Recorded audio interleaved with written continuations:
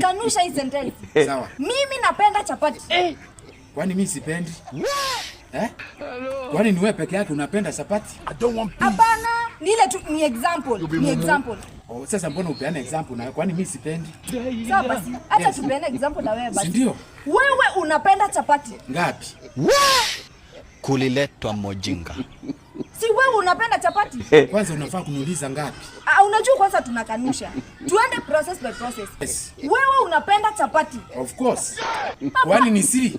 Hapana, si of course. Kanusha sentence. Wewe unapenda chapati? Mimi napenda chapati. Yes. Si ndio? Leta kitoweo. Sasa wewe unapenda chapati? Si ndio? Sasa umekanusha sentence. Oh, ilikuwa inafaa kukanusha. Unakanusha sentence. Wewe unapenda chapati? Sasa nitakanusha namna gani napenda hiyo kitu?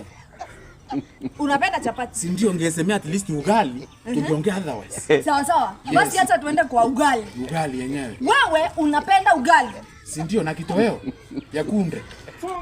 Sasa wacha tuweke kitoweo. Yes. Wewe unapenda ugali na kitoweo? Connecting. Si ndio? Mbona hujaweka kasumbari? Mbona hujaweka kasumbari? Kwa nini Mungu unatupatia punishment? God have mercy upon us.